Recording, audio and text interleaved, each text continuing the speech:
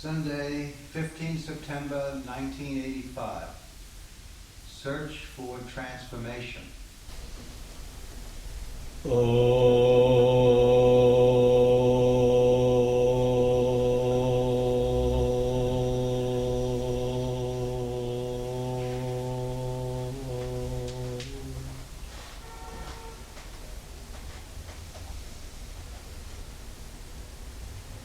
Yo Devo Agno Yapshu Yavisham Bhuvanam Avivesha Jo Hridisu Vanuspadisu Tasmai Devaya Namo Namaha Om Shanti Shanti Shanti Hari Om Tat Sat.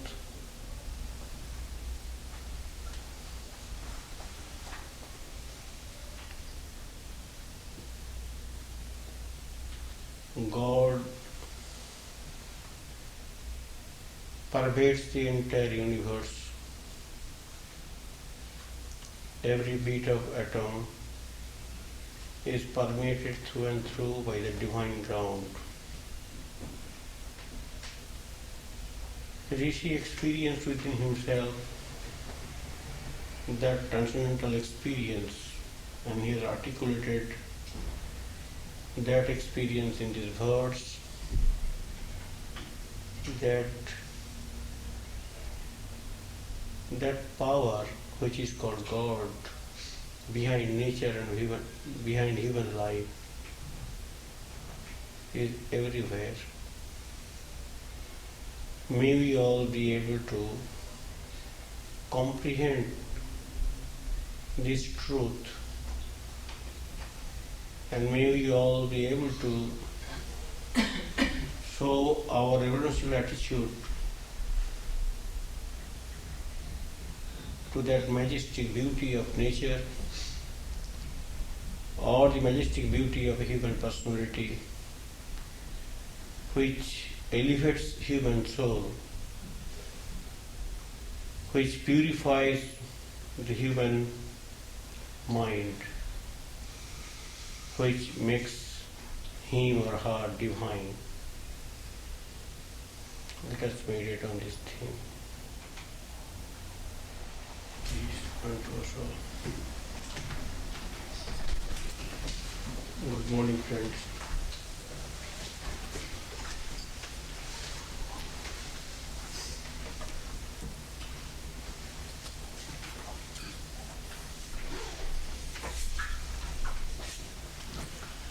I am reading from Swami Virajananda,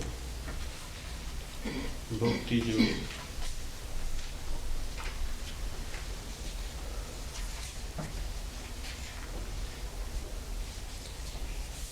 Topic is how to transform our life into spirituality, or in other words, how to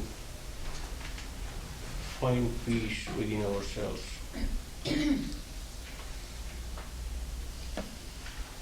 Well, God is the source of peace or beatitude or wisdom or freedom, and that God is not external to this universe, that God pervades every bit of thing of this world. He is in every human heart and behind nature too. So that immanent God, all-pervading God, all-encompassing God is the whole substratum behind this creation, both human as well as nature. So nature and human life is constantly being energized by that supreme power, popularly called God. When we are able to collect ourselves, when we become still or serene and calm and quiet, introspective, reflective, it is possible for us to catch a glimpse within, and we may feel His presence within us. Or at least we may be impelled to have faith in that beatitude, which may not be comprehended, may not be experienced, but nonetheless it is there. Something tells us, sleeping, silent conscience tells us that there is something super sensuous, supernatural, divine, or God within and without. More we are able to focus our mind to that beatitude, more we are able to color our mind with that thought, more we are inspired by that theme, more our minds are conditioned and inspired by that great mystery, more we become peaceful, wise and contented. So Swamiji says, there is not really so much difference between knowledge and devotion as people sometimes imagine. Because knowledge and devotion is the obverse and reverse of the same coin. If we know God, then we will be able to love God. And if we can love God through the force of our loving attitude, we will understand better about God. So knowledge gives us impulsion, motivation, inspiration to devote ourselves in rendering certain services for God. And loving services rendered to God for a long time also will open up that knowledge within ourselves, helps us to comprehend it, because unselfish service or loving devotion purifies our mind, and in the pure mind that idea or that theme or that truth flashes.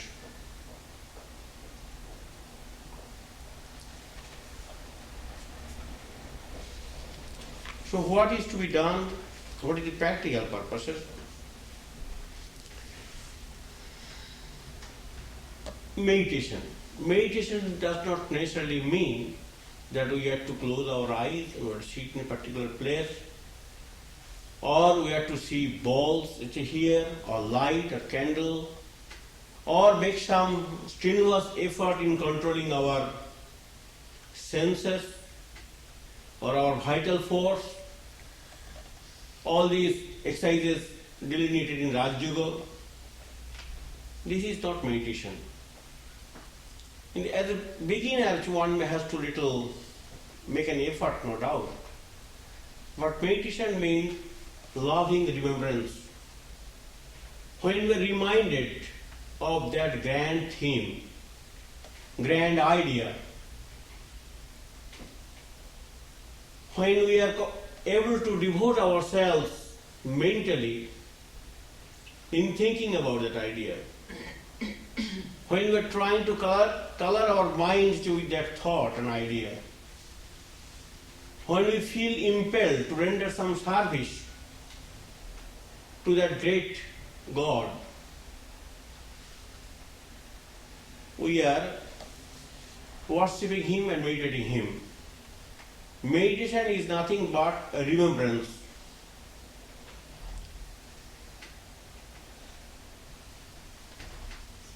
Meditation again is a constant remembrance, flowing like an unbroken stream of oil poured out from one vessel to another. When this kind of remembering has been attained in relation to God, all bondage break. So when meditation is intensified, meditation is sincere, when meditation is loving, that meditation helps us to purify ourselves. We attain purity. How we attain purity? Because godly thoughts or divine thoughts are being infiltrated, are impinging on the mind.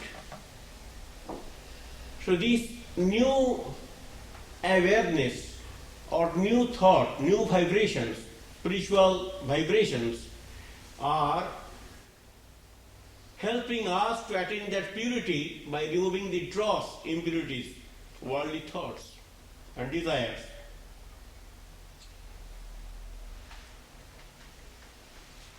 So in that way, when this kind of remembering has been attained, all bondage break. Thus it is spoken of in the scriptures regarding constant remembering as a means to liberation. So those who want to get themselves liberated or redeemed, or want to attain freedom from the shackles of the bondage, the maya or worldliness, those who want to attain harmony and peace within, they are supposed to cultivate, they are supposed to develop, they are supposed to intensify this act of meditation, simply remembering Him. First of all, we have to remember Him in a casual way, because neophyte or beginners cannot have that much love. But in course of time, love will be cultivated, and that loving remembrance will be very much helpful in getting the freedom or harmony. It is not painful remembrance. This remembrance again is of the same form as seeing. Most important point is that we want to say, have you seen God? People may say, I have not seen God. Remembrance is seeing. God cannot be seen just like a human being. So when we are constantly remembering Him, actually we are witnessing Him, seeing Him. When this remembering again is of the same form as seeing, because it is of the nature, same meaning as in the passage, when he who is far and near is seen, the bonds of the heart are broken, all doubts vanish and all effects of work disappear. He who is near can be seen, but he who is far can be remembered. So remembering tantamount to seeing or witnessing. Nevertheless, the scripture says that we have to see Him who is near as well as Him who is far, thereby indicating to us that the above kind of remembering is as good as seeing. This remembrance, when exalted, assumes the same form as seeing. Worship is constant remembering, as may be seen from the essential text of the scripture. Knowing which is the same as repeated worship has been described as constant remembering. Thus the memory, purified memory of God, memory of that exalted being, memory of that mysterious element within and without, memory of that sacred ground, sacred substance, that memory, not memory of my this and that, ordinary thing. Memory of very captivating thing, most precious thing, most sacred thing, most divine thing, out of which the entire world has emanated. That memory, thus the memory which has attained to the height of that what is good as direct perception, is spoken of in the scriptures as a means for liberation. That is means of liberation, as Gita says, that constantly think of me, remember me. Mamanus maro juddhya cha. Keep your hand engaged in social work, in the work enjoined upon you. And keep your mind engaged with thought of God. Let work do its business. Let mind be joined with God.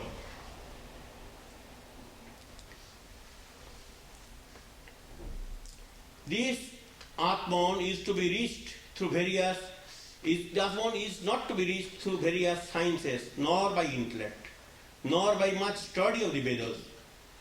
Whomsoever this Atman, or God, desires, by him is the God attained. Unto him this Atman discovers himself.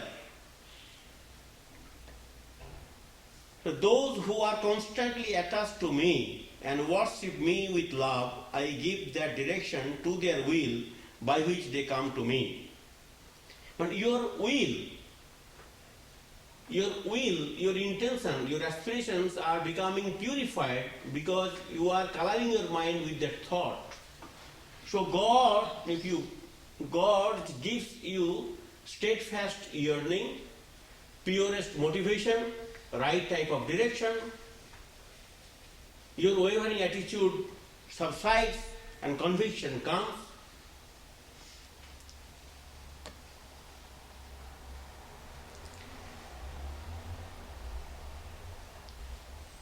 Therefore it is said that to whomsoever this remembering, which is of the same form as direct perception, is very dear, because it is dear to the object of such memory, perception, he is desired by the Supreme Atman, by him the Supreme Atman is attained. This constant remembrance is denoted by the word devotion. So we come to this point that if we want to transform our ordinary secular life. Life means, as Holy Mother says, an enlightened or illumined soul will not have 4 hands or 10 heads. Nothing is going to be added. A black person will remain black when attained illumination. Outwardly we are not going to be changed, but inwardly, our mind, our heart, our intellect, our conception, our whole human being will get transformation.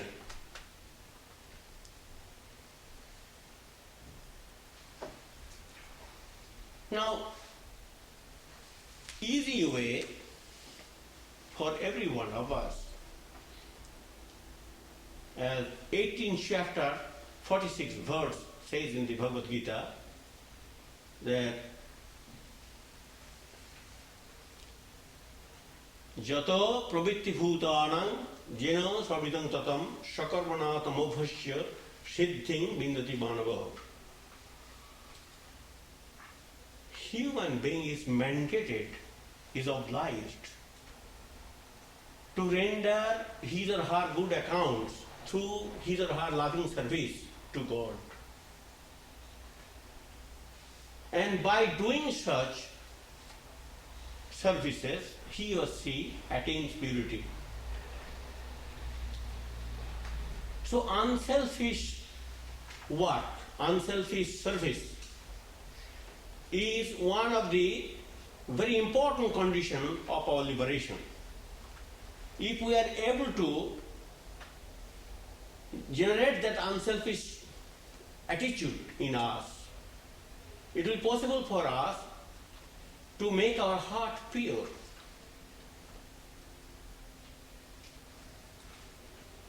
Now, those who do not believe in God, there may be some persons who are not willing to believe in God, but they also can be honest, can be sincere, can be unselfish.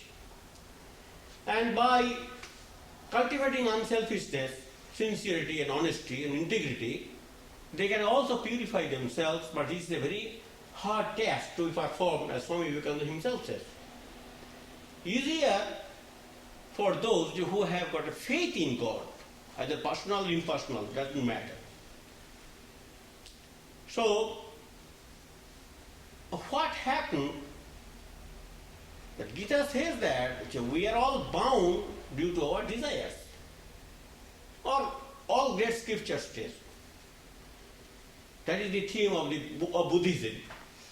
That due to our desires, we are bound. We are conditioned by these lower desires. Our mind is not able to think because mind is constantly thinking of lower things. It is not pure. It is not free. So what is to be done? How this desire can be an instrument for our liberation if this desire is made unselfish desire, unselfish motivation, or desire for desire's sake, or desire for higher purpose, a desire to be liberated. That is a good desire. Desire to elevate ourselves, desire to expand ourselves, desire to outgrow our limitations. These holy desires, or noble desires, or pious desires, or divine desires, or spiritual desires are not at all binding. On the other hand, they are instrument of liberation. Now those who believe in God, they can easily means they can try, offer their fruits of action to God. Now restlessness comes because we are attached to the work. We want the fruits of action. Because we are very much agitated about the fruits of action which we have done. Whether we shall get it or not, and even if I get it, whether I will be able to possess it or not, that makes us restless. But this restlessness can be, to a certain extent, can be controlled, provided we are able to maintain that sane attitude or calm, quiet attitude of not desiring the fruits of labor or giving to God, offering to God. So by this act of offering, by becoming unattached, by making our body and mind instrument for the service of God, or by cultivating this unselfishness or loving concern for God, by eschewing egotisms, we are helping ourselves in getting purity.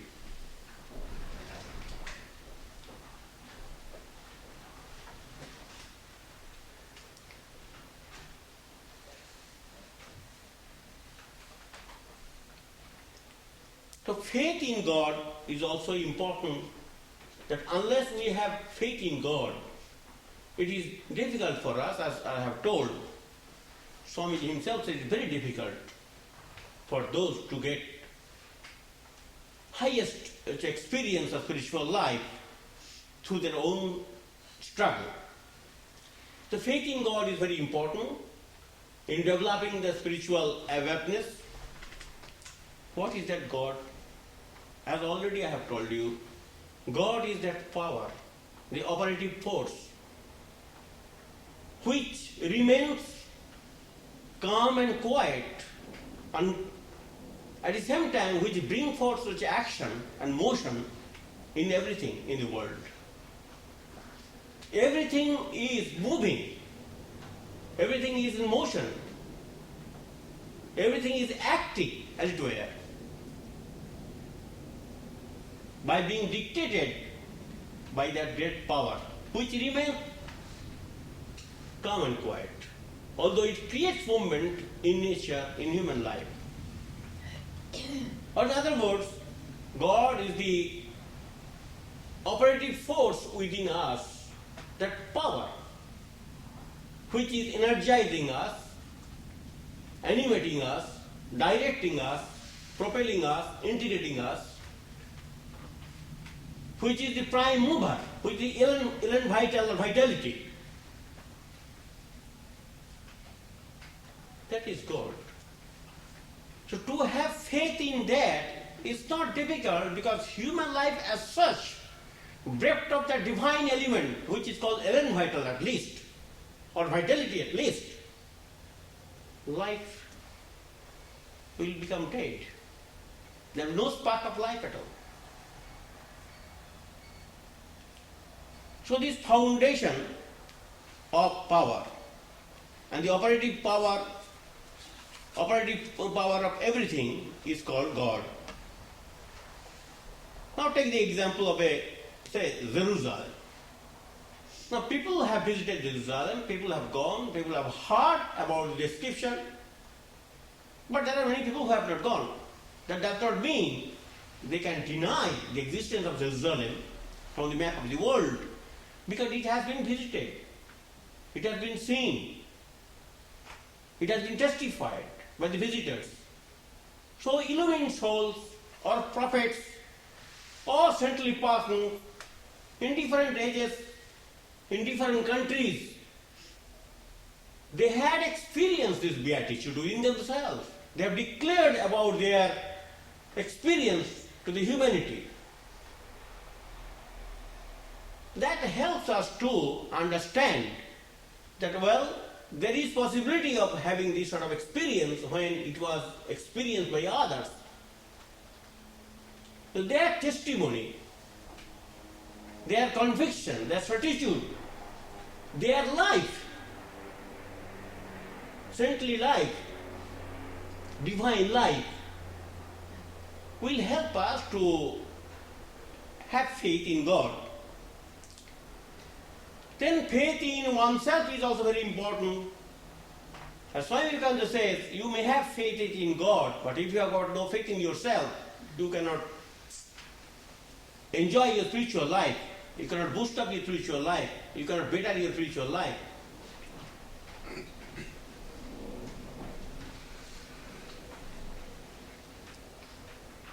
Faith in oneself is very important. That faith also, as Gita says, the Shraddha. Ja Devi Svabhuteshu Shraddha Rupani Samsthita Namastashay Namastashay Namastashay Namaha. Shraddha means deep conviction about the existence of God within oneself. That regard, that reverential attitude about the divine ground within oneself is called Shraddha. It is not belief, it is conviction.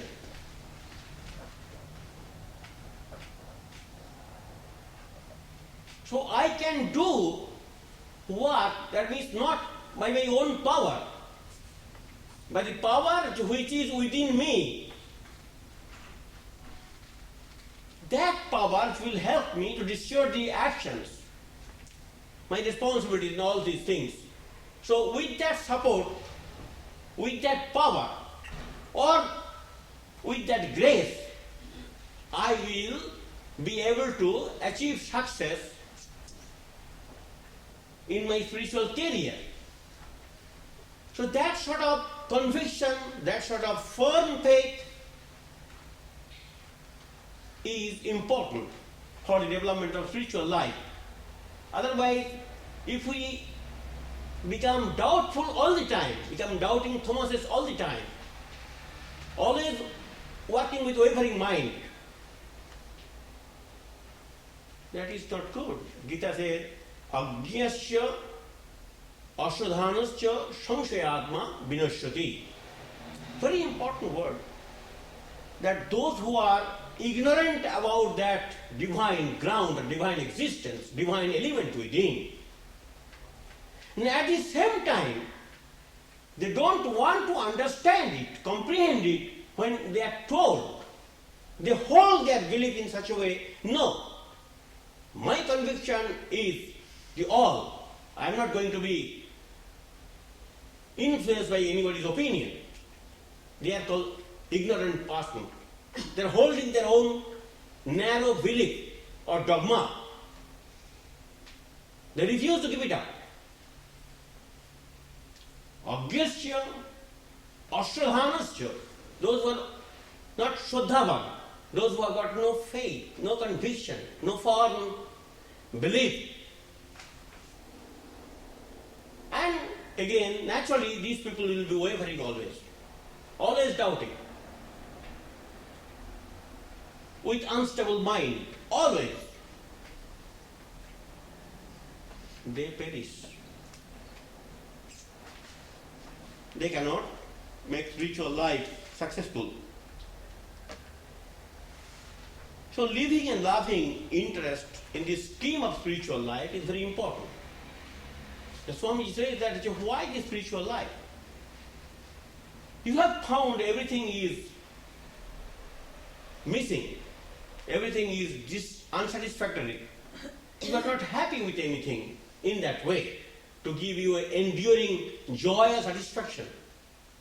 Or you are not be able to enjoy that beatitude or peace within yourself. Worldly things have betrayed you.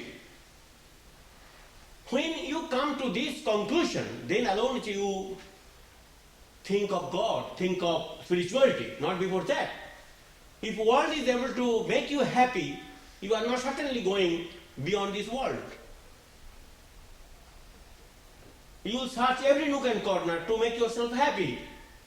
When you have come to know that nowhere I can get anything which can make me happy or peaceful or wise or free, then alone we think of God. So that loving and living the scheme of life which is helpful for development of spiritual life is very important.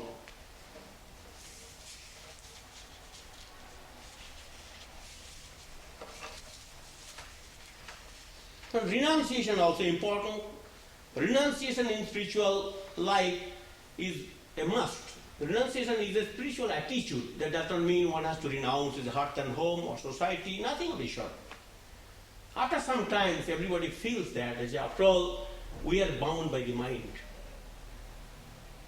And mind cannot be made free in a particular place or a particular vocation, certainly not. There's a certain advantage in taking some vocation or some God or some vow. It may help to somebody, but we have to work out. We have to burn our old desires. We have to make some progress in spiritual life by eschewing the lower calls of life. Unless we are able to detach ourselves from the lower calls of life, thinking them as ephemeral, transitory, less satisfactory, less satisfying, it is not possible for us to love renunciation or detachment. So renunciation is a spiritual attitude because you are spiritually motivated. So your spiritual impulse helps you to renounce the lower things in order to possess the higher thing, in order to enjoy the higher things. It is spiritual renunciation or detachment, you say, that it is spiritual attitude. Just attitude is most important. It is not the giving up. Mental giving up is definitely important, not physical giving up. There are people who are living in the sidewalk, having nothing to depend on. They may be very much egoistic. But one person living in a mansion may give up anything. He may not feel detached, may not feel attached. So it's a mental attitude. Mental spiritual attitude. That is called renunciation or detachment. Why it is that? Joyful disregard for the undesirable things of the world. You have come to this conclusion, after all these things are very petty, very puny, very ordinary, very cheap. After having known that, having experienced that, you joyfully discard those pleasures or happiness which can give you little satisfaction to your senses, to your mind.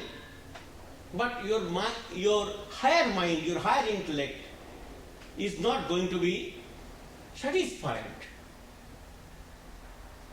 So your spiritual cravings are not being fulfilled in that level. That's why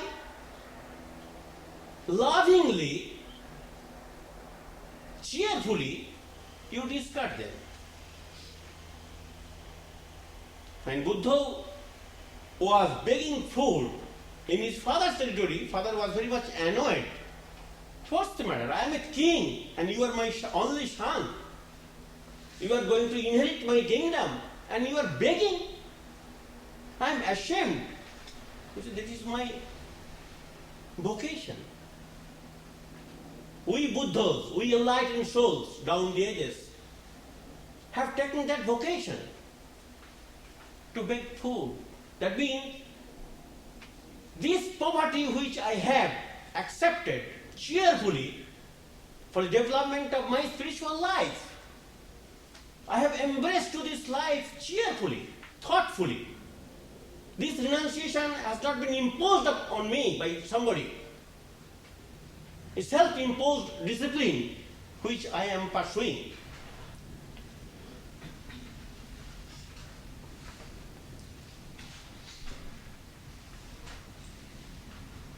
Now again we are coming to this very easy question that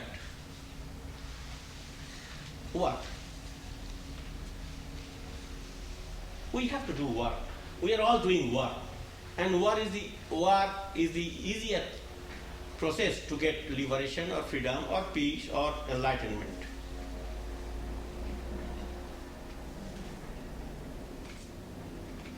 You know that Sri Ramakrishna, one day one woman, Bengali woman, aged, she was fasting. And after 2 days fasting, she came to visit Ramakrishna. And then he came to Sri Ramakrishna's room. And Sri Ramakrishna at once saw how she is exhausted and tired for not having food for 2 days. And she was very old person. Sri Ramakrishna, within a minute, he brought some candies and making it juice out of that and offered them very quickly. And asked her to drink it. She was not willing to do that because she was still that day she was fasting. And not only that, Sri Ramakrishna mildly reprimanded Holy Mother. You saw that woman coming and you know that she is very tired and exhausted due to her fasting. You should have offered something to her. So Sri Ramakrishna is the illumined soul, absorbed in thought of God, transcendental beatitude, oblivious to the world. But to his eyes also, this thing was not a stranger. He was not indifferent to the person and their aches and pains. He could have directed Holy Mother or anybody else to do it. But he took that burden within himself, very quickly discharged it and gave relief.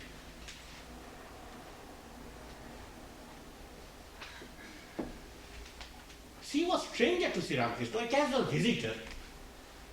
Sri Ramakrishna did not have taken the responsibility of doing all these things. I mean, a child of God, if you say, he is suffering. And how God, being father or mother, be happy with that situation? So this relieving pain and anxiety of a person, that means you are actually rendering service to God who is suffering. Suffering person means suffering God. Uneducated God, famous God, suffering God. God in human being. So you are rendering service to God who is suffering in that individual body.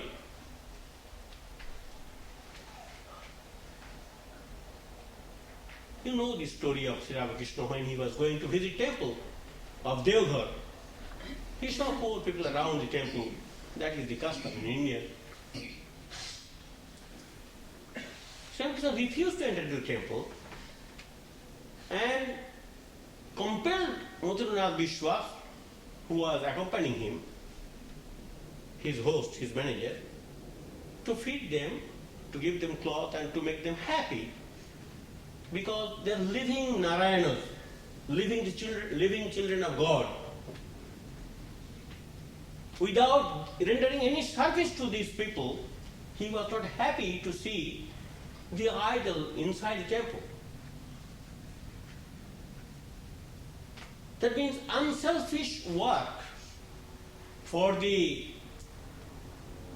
relief of the distressed person is tantamount to worship, or more than worship. There are 100,000 people who are worshipping their photos or pictures or their symbols in synagogues, in temples, in churches. They are not broad-minded, they are not unselfish.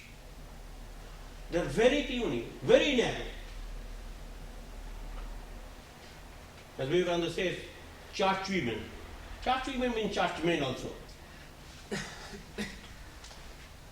Sitting near the church 24 hours does not mean one can be spiritually elevated soul. Certainly not.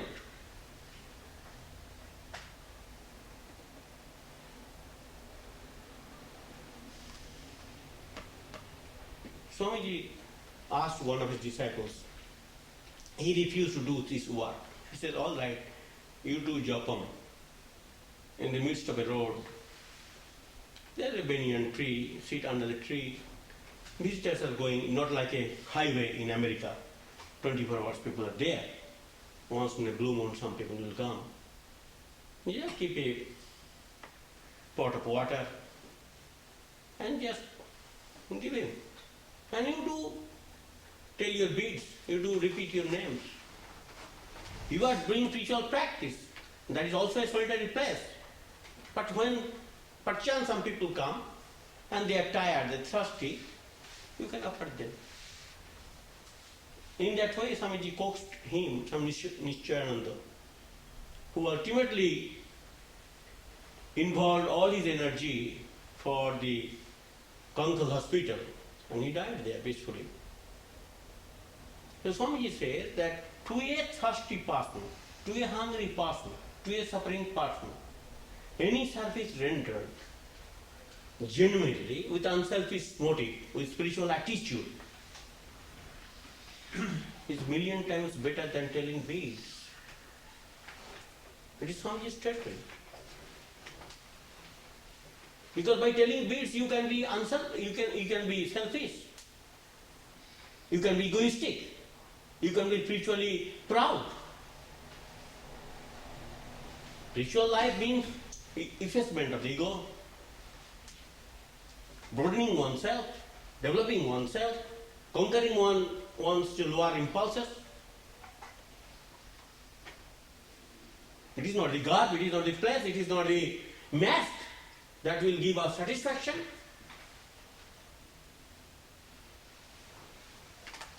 Kisari Maharaj, who has passed away, who actually did all these things to make Jairambati a habitable place.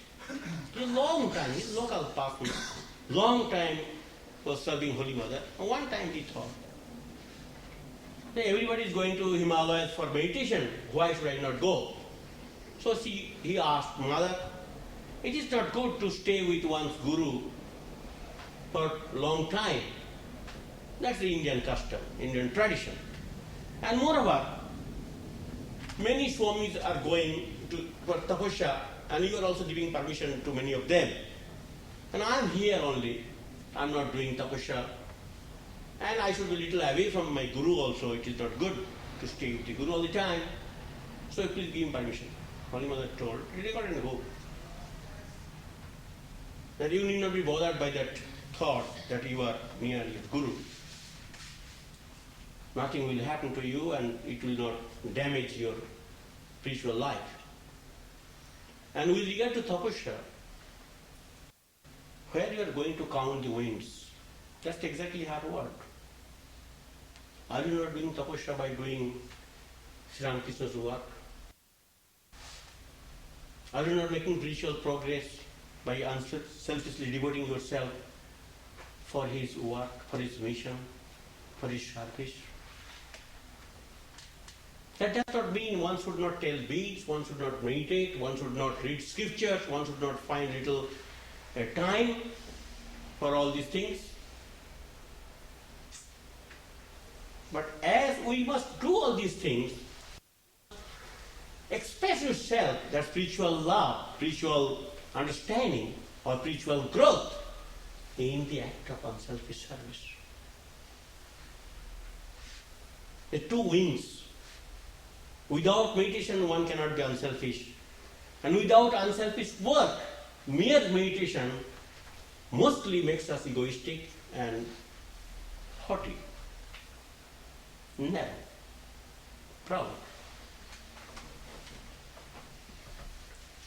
So that is Gita says, Shakarmana tamobhusya siddhing vinati manavo. This machine is built up by God. The plant, this human plant, is constructed by God. God is the owner of this plant. You offer your service to God. This offering of your service is your worship.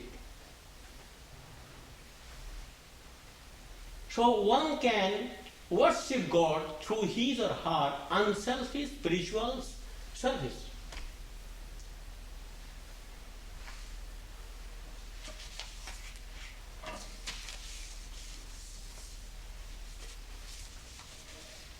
Well, repetition of the mantra is very important. Mantra means mystic formula which stands for God, or word symbols the substitute of God becomes God. Om. Om stands for God, both personal as well as impersonal. Shabda Brahman, unknown, unknowable God, is known to us or perceived by us, experienced by us through this sacred syllable. So by constantly repeating that name, you are purifying your senses, your arteries, your veins, your blood cells, your body, your mind, your intellect, your heart. Because you are generating spiritual current, spiritual vibrations within yourself, as opposed to the material vibrations, the gamma rays from TV. We all know all these things. This will not purify us. But spiritual vibrations, spiritual undercurrent, spiritual thoughts, spiritual forces, which are being generated by us, by constantly repeating lovingly and sincerely that holy name. As Swami Virajananda says, name and God are not two different things. That same God is enjoyed by a holy person through repetition of the name. So they are identical. Name and God are identical. So by repeating the holy name, the sacred formula received by you from your teacher, will purify you. Not only will purify your mind, but also body and all these things. So while keeping ourselves engaged in the work, or in the family or in the office, one can go on repeating as much as possible these holy sacred formulas or words, and in that way one can attain purity.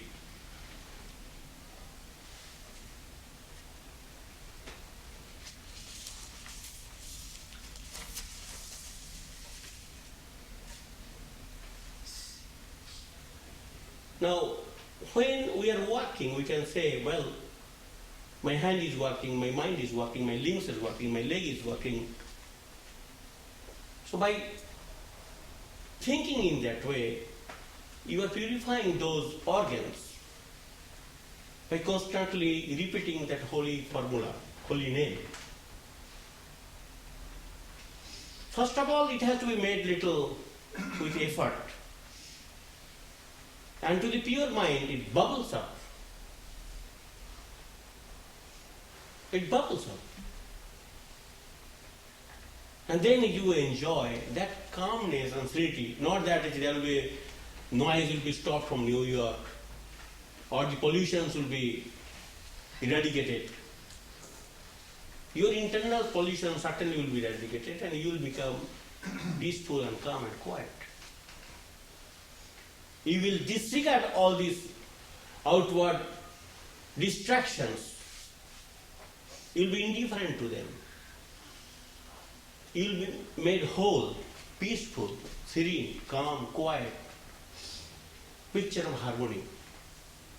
By purifying your mind, by simply repeating lovingly, sincerely, with deep faith, these word formulas received by you from your teacher.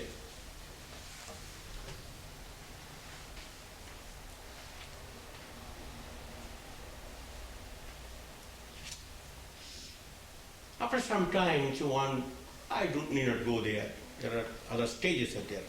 We are in the first stage. Enough.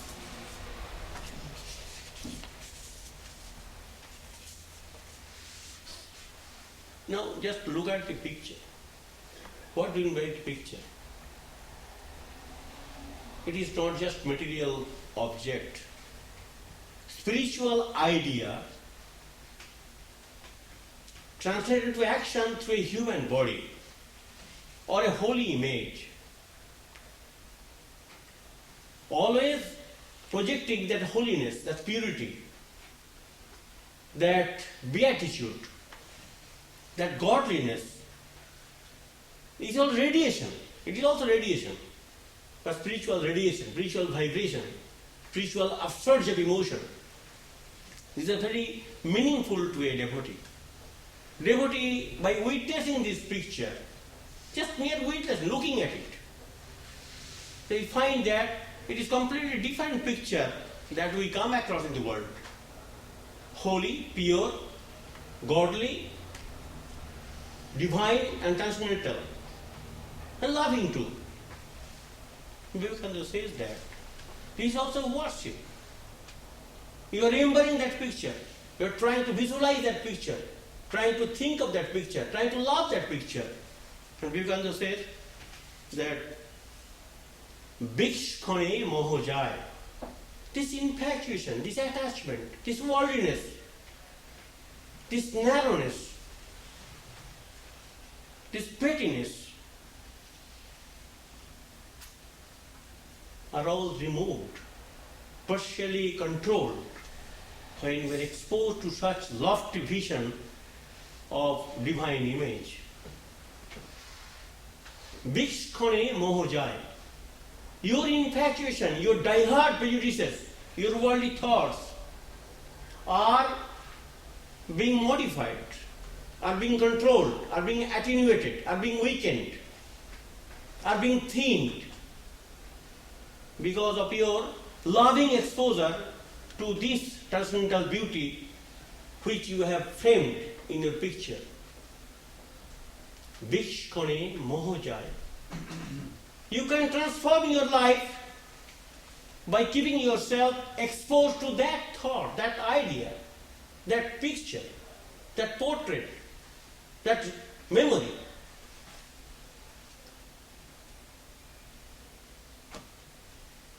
Then he says, tamobhanjanaha, that die-hard passion for enjoyment, die-hard passion for body consciousness is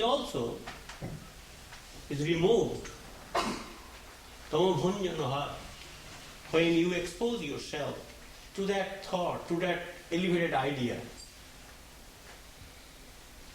Yoga Shohai, it helps you to meditate. It purifies your mind, purifies your senses, purifies your intellect, purifies your heart. Enables you to think deeply, lovingly, sincerely, disregarding the worldly attachment and infatuations and temptations and allurements. You become a transformed personality. Your transformation is being worked out within yourself through your loving exposure to these thoughts and ideas.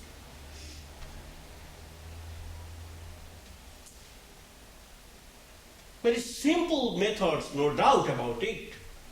And what is simple, we do not want to believe that. What to speak of actualizing it. But God is simple.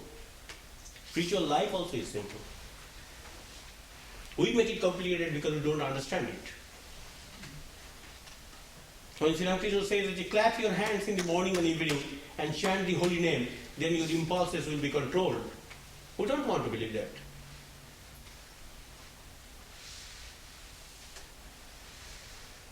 So repetition of the holy name with sincerity, with loving concern, with pious desire will enable us to enjoy that calmness, that serenity or harmony within ourselves. It can be testified by anybody. Say 1 year, sincerely doing, one will feel its impact. But before that, we have to make our mind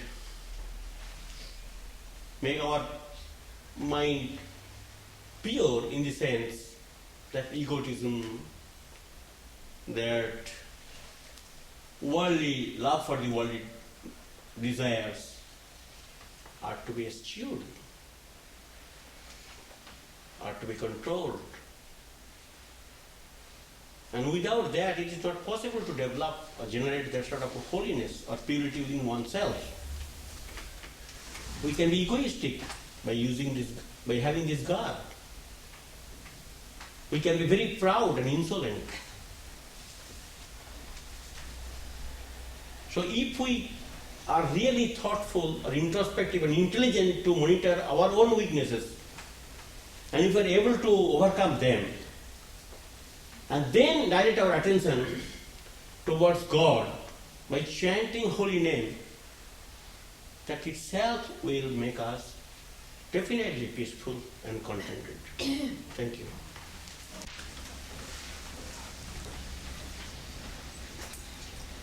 Om Asato Ma Satgamaya Samoso Ma Jyotirgamaya Mrityorma Yamitangamaya Avir Avir Mairi Rudra Jate Dashnang Mukam Tenamang Bahinityam Om Shanti Shanti Shanti Harihi Om Tat Sat. May He who is the Father in heaven of the Christians, Holy One of the Jews, Allah of the Mohammedans, Buddha of the Buddhists, Tao of the Chinese, Auramas of the Russians, and Brahman of the Hindus, lead us from the unreal to the real, from darkness to light, from disease and death to immortality. May the all-loving being manifest Himself unto us. May the all-loving being manifest Himself unto us. May the all-loving being manifest Himself unto us and grant us abiding understanding and all-consuming divine love.